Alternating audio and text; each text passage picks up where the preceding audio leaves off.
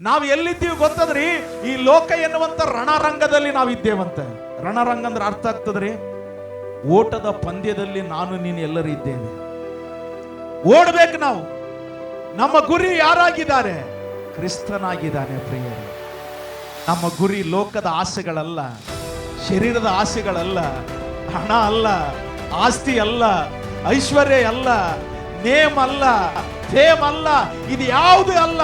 ಅದಕ್ಕೆ ಪೌಲ್ ಹೇಳ್ತಾನೆ, ಕ್ರಿಸ್ತನ ನಿಮಿತ್ತವಾಗಿ ಲಾಭವಾಗಿದ್ದಂಥವುಗಳನ್ನೆಲ್ಲ ನಷ್ಟವೆಂದೆಣಿಸಿದ್ದಾನೆ ಅಂತ ಹೇಳ್ತಾನೆ, ಕಸ ಅಂತ ಹೇಳ್ತಾನೆ.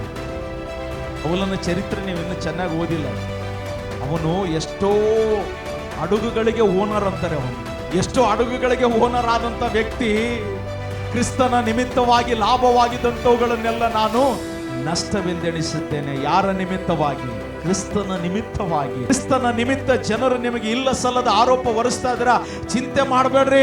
ಯಾಕಂತಂದ್ರೆ ಯೋಹನನ ಬರೆದ ಸುವಾರ್ತೆ 15ನೇ ಅಧ್ಯಾಯದಲ್ಲಿ ಬರೀತಾ ಇದ್ದಾನೆ, ಲೋಕವು ನಿಮ್ಮ ಮೇಲೆ ದ್ವೇಷ ಮಾಡಿದರೆ ಮೊದಲು ನನ್ನನ್ನು ದ್ವೇಷ ಮಾಡಿತೆಂಬುದಾಗಿ ತಿಳಿದುಕೊಡ್ರಿ ಅಂತ ಹೇಳ್ತಾ ಇದ್ದಾನೆ. ಖುಷಿ ಪಡ್ಬೇಕು ನೀವು. ಜನ ನಿಮ್ಮನ್ನು ಇಷ್ಟಪಡ್ತಿಲ್ಲ ಅಂದ್ರೆ ನೀವೇನ್ ಮಾಡ್ಬೇಕು ಗೊತ್ತದ್ರಿ? ಸಂತೋಷ ಪಡ್ಬೇಕು. ಯಾಕೆ ಹೇಳ್ರಿ?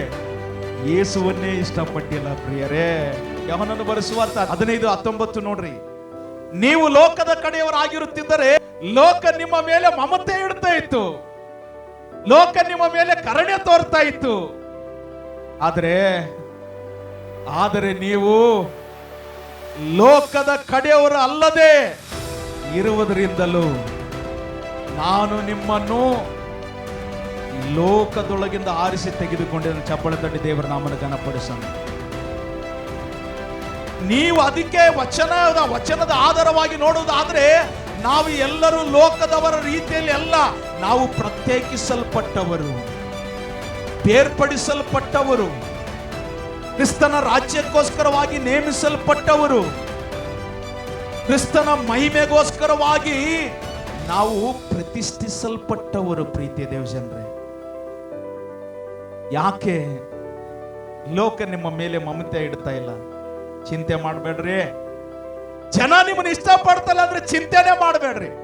ಯೇಸು ಸ್ವಾಮಿಯನ್ನೇ ಇಷ್ಟಪಟ್ಟಿಲ್ಲ. ಕಾರಣ ಯಾಕೆಂದ್ರೆ ಆರೋಪ ಮಾಡುವವರನ್ನು ದೇವರು ಆರಿಸಿಕೊಳ್ಳಲಿಲ್ಲಂತೆ. ಆರೋಪ ಹೊಂದುವಂತ ನನ್ನನ್ನು ನಿನ್ನನ್ನು ದೇವರು ಆರಿಸಿಕೊಂಡನೆಂಬುದಾಗಿ ಹೇಳ್ತದನ್ರಿ.